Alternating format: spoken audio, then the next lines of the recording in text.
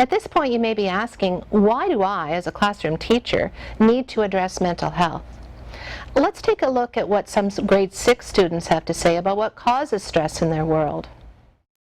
So again, school, homework, bullies, and your siblings, sports, peers, like other people swearing at you, bullying you, dance competitions, jealousy with your friends, and like even when you get in fights with your friends or arguments, you get stressed out. What if they don't like me anymore? What if, like, not my friend anymore? So studying and test marks, your parents can like get really tough on you if you get a bad mark. And also due dates and like deadlines for when like a project is due.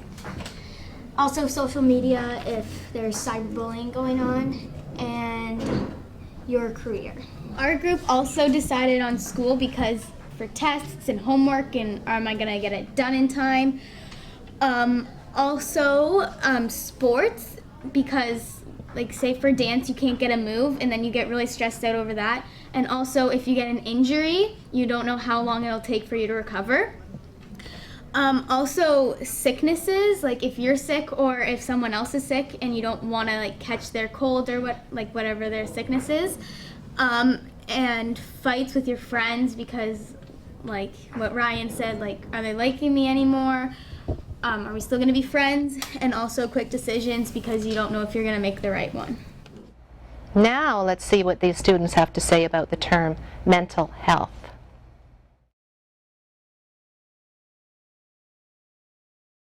So this is what we're going to talk about.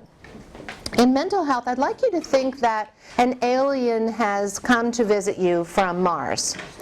And the alien has heard the word mental health so much lately because it's been in the papers and it's been in the news and it's been on the TV. And the alien says, okay, so I don't understand what this whole thing about mental health is. And I'd like you to share that with me.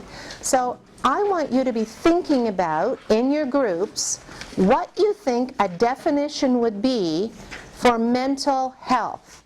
So the definition that we got is mental health is a state or position in which your brain functions or operates and handles in different situations. And examples are emotions, instincts, and reactions. And mental health can also involve diseases in the brain, cancer, and brain damage. Mental health is everything that goes on in your brain, and stress can have a big impact on it, and it can cause mental breakdowns and other mental health issues. Wow. Thank you very much. I'm really impressed with all of the definitions that you had. I'm sure that the alien will be heading back to Mars with a much better understanding about what mental health is.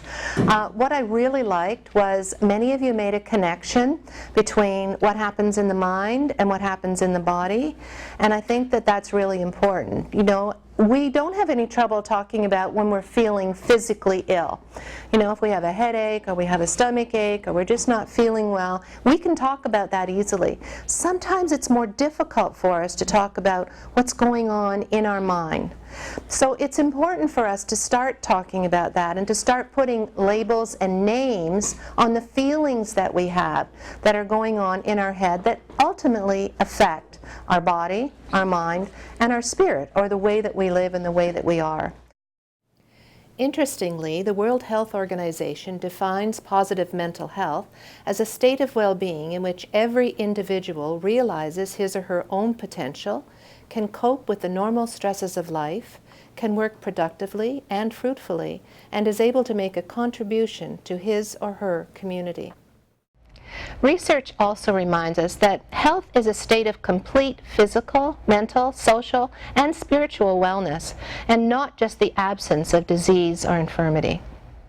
And let's not forget that there's a strong correlation between student achievement and mental health.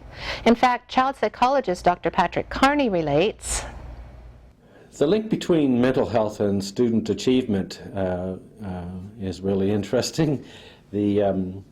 Now we do have good science, we do have good research that talks about the links between those two things.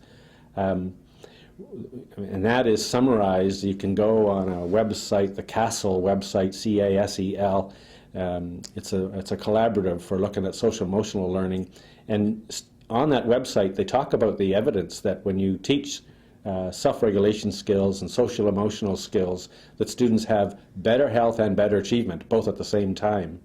And the schools now, with the last few years, the big efforts to have students, more students be successful, have higher graduation rates, have more people meeting provincial standards. As teachers have gone after that, the wall they talk about is the wall of students with mental health difficulties. That when you have mental health difficulties in the way, they're so difficult to get to achievement success. So if you're sitting in class really sad about what's going on in your life, or you're sitting in class really anxious about things, you can't focus. It's just so logical. And we can say now the research bears that out. You can make correlations easily between mental health and achievement. It's done in many studies. So the research is clear. Mental health is important, and we need to talk about it in our homes, in our schools, and in our community. So the next question might be, how do we connect positive mental health to our existing curriculum, and what does it look like in the classroom? To see the various components of Well Aware, please view video number 2. And to see Well Aware in the classroom, please see videos 4, 5, and 6.